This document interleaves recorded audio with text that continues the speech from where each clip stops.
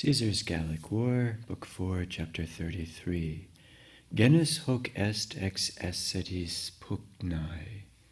This is the type, the manner of battle, of fighting ex ascetis, from chariots.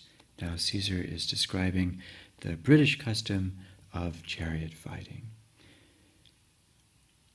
Primo, first, per omnes partes, in all directions, per equitant, they drive around, per equitant, et tela coniciunt, and they hurl their weapons, atque ipso terrore equorum, et strepitu rotarum ordines plerumque perturbant. And they disturb the ranks, the orderly ranks, plerumque very often, ipso terrore equorum, by the fear incited by the horses, not the fear of the horses, but the fear generated by the horses. Ipso terrore, the very fear, before they've caused any harm, the very fear of the horses. And strepitu, by the screeching of the wheels. With those things, they very often disturb the ranks, throw into confusion the orderly lines of the enemy. Et cum se inter equitum turmas insinuaverunt, ex ascetis desiliunt et pedibus proeliantur. And when they have insinuaverunt, when they have winded themselves, wound their way, say after insinuaverunt, between the turmas, the ranks, the squads of the knights, ex ascetis desiliunt. Again, the chariot fighters, they jump down, leap down from the chariots, et pedibus proeliantur, and they fight on foot. On foot. They fight, proeliantur, deponent, on foot. Aurigae interim paulatim ex proelio excedunt, atque ita currus conlocant ut, si illi a multitudine hostium premantur, expeditum ad suos receptum habeant. The aurigae are the charioteers, not the chariot fighters, but the chariot drivers. Meanwhile, paulatim ex proelio excedunt, they withdraw a little ex proelio, from the battle. Atque ita currus conlocant, and the currus, accusative plural direct objective conlocant, and they station the chariots, ita ut, in such a way that, si illi a multitudine hostium premantur, if those men, if they, this is the fighters, the chariot fighters, are pressed, are harassed, a multitudine, by a crowd, by the overwhelming numbers of enemies, they have, habeant, expeditum receptum ad suos, an unimpeded and unencumbered means of return, receptum, ad suos, to their own men. Ut habeant, subjunctive here in the result clause that is indicated by ita, in such a way that. Ita mobilitatem equitum stabilitatem peditum in proeliis praestant.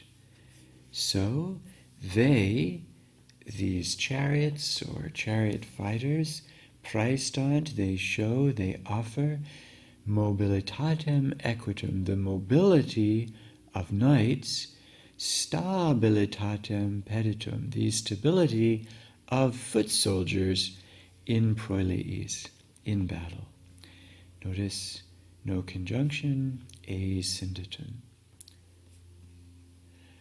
Ac tantum usu quotidiano et exercitatione efficiunt uti in declivi ac praecipiti loco incitatus equos sustinere et brevi moderari ac flectere et per temonem percurrere et in iugo insistere et se inde incurrus citissime recipere consuerent.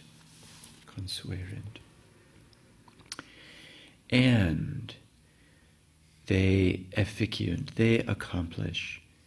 And they accomplish tantum, so much, by daily use and exercise.